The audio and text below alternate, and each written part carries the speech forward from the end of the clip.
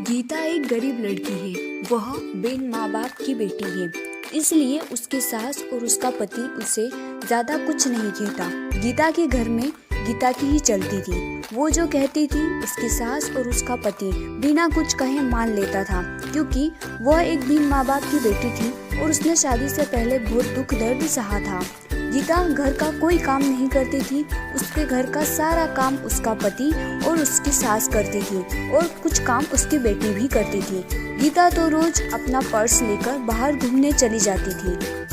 गीता को कोई कहता भी नहीं था कि वह इस तरह रोज बाहर न जाए या घर का काम करे। घर का काम उसका पति और उसकी सास कर लेती थी। लेकिन एक दिन उसके पति को उसकी सास ने कहा कि बेटा, गीता को ना रोको टोको तो उसको समझाओ कि इस तरह रोज बाहर जाना सही नहीं होगा।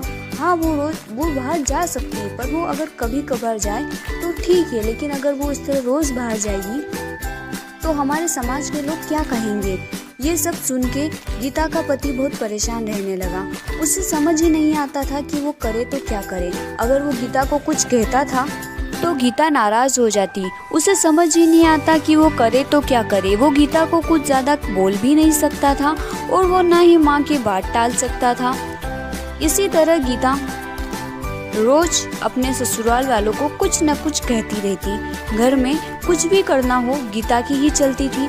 वो अपने पति और अपनी सासू को बहुत बातें सुनाती थी। अगर उनसे कोई काम ठीक से नहीं होता तो भी वे उन्हें डांट लगाती थी। फिर भी उसका पति और उसकी सास चुपचाप उसकी सारी बातें सुनते रहते थे, ये सोचकर कि कभी न कभी गीता को एहसास होगा कि वो जो व्यवहार करती है वो सही नहीं है।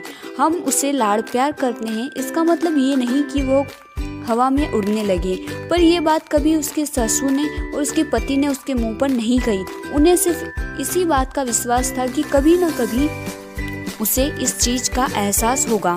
एक दिन ऐसे ही गीता अपनी सहेली रश्मि से मिलने जाती है। वो दोनों काफी दिनों के बाद मिलती है। रश्मि उसको सारी बातें बताती है कि कैसे उसकी सासू उस पर अत्याचार करती है और उसका पति भी उसकी सास की मदद करता है, उसे कुछ नहीं कहता। उसकी सास उसके पति को उसके खिलाफ भड़काती भी रहती है। वो चाहे कितना भी काम कर ले, कितनी भी अच्छी तरीके से घर की सारी साफ सफाई करे, सारा काम करे, फिर भी उसकी सासू उसमें नोकझोंक निकाली देती थी और उसका पति भी उसकी माँ का साथ देता था। जब ये बात रश्मि ने गीता को बताई तो गीता को एहसास हुआ कि वो तो अपने पति और अपने सासू के साथ इतना बुरा व्यवहार करती है, घर का कोई काम नहीं करती, फिर भी उसकी सासू और उसका पति उसे कुछ नहीं कहता। वो उन्हें बार बार छोटी छोटी चीज़ों के लिए हजारों बातें सुनाती है, फिर भी उसके सासू ने उसे कभी नहीं डांटा। ये सुनकर गीता को अपनी गलती का एहसास होता है और वह घर जाकर अपनी सासू के सामने रोने लगती है। उन्हें सब बात बताती है कि उसे उसकी गलती का एहसास हो गया है कि उसने कितना गलत किया।